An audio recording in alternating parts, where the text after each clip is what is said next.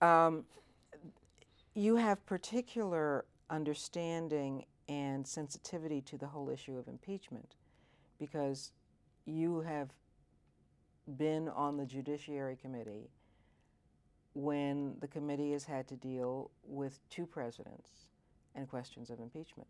I've had more impeachment experience or decisions to impeach frequently, uh, things, resignations, or things happen that the impeachment doesn't go forward than anybody in the Congress.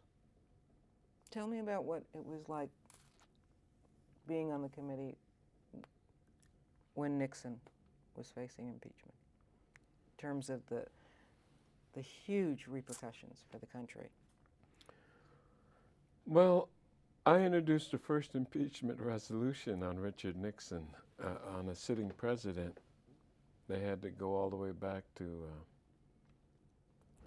Vice President Johnson in the 19th century. Conyers, Bella Abzug, Perrin Mitchell, Ron Dellum, Shirley Chisholm, Lou Stokes.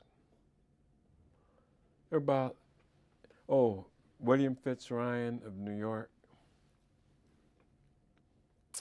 There were others, a few others.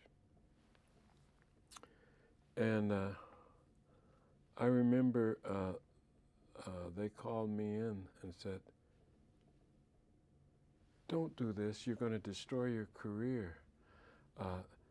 Nixon is going to," he had an enemies list, which I was on too. You were pretty high up on the list too, as I recall. Number 13. Number 13, yeah. But it went to into the 20s or 30s, I forget now. But we thought that there was a credible case to be made, and it was important we did it. Remember, he had just been overwhelmingly reelected. That's why they were saying, "Don't try this." And when you say they said, "Don't try that," who's they? The congressional leadership and powerful people on the Hill, they were all saying, we don't want to do this. But then finally, the case was going forward. The Republicans were resisting ferociously, and finally, it was revealed that the president had been taping and had tapes of all of his conversations in the White House. And after we went to court, there was a big fight over whether this was executive privilege, whether we could get them or not. And they came out. And when that came out, all the Republicans threw up their hands and they said, "Mr. President, you really don't want this to go forward. You've got to step down."